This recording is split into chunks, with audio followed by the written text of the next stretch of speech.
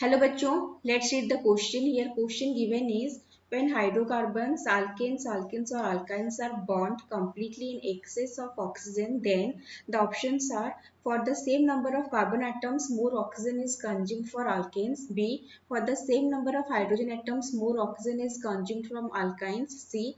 For the same number of carbon atoms, more water is formed from alkynes. D.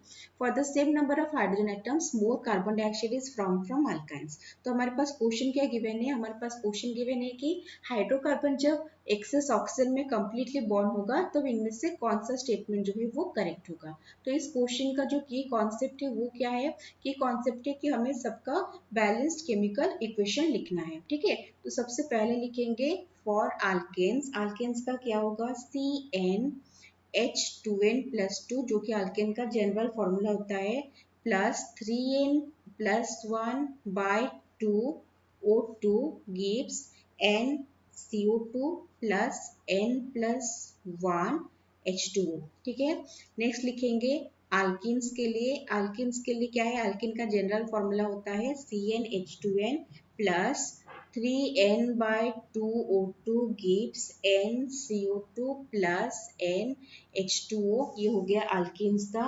Next देखेंगे alkynes के लिए, alkynes के लिए क्या होगा, अल्काइंस का जो जनरल फॉर्मूला होता है वो होता है CnH2n-2, तो CnH2n-2 प्लस 3n-1/2O2 गिव्स, यहाँ पे NCO2 है प्लस N-1 H2O है। तो ये हो गया हमारा balanced chemical equation for alkanes, alkenes and alkynes when completely bond in excess of oxygen। तो जब हम ये स्टेटमेंट को पढ़ेंगे कि ऑप्शन ए में है for the same number of carbon atoms more oxygen is consumed for alkanes, ये स्टेटमेंट हमारा करेक्ट है।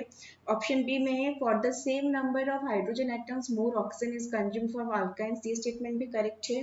नेक्स्ट है for the same number of carbon atoms more water is form from alkynes, ये statement wrong है। For the same number of hydrogen atoms more carbon dioxide is form from alkynes, ये statement हमारा correct है। तो given question का जो answer है, correct answer वो क्या है, वो हो गया option A, B and D. Okay, I hope you understood well. Best of luck.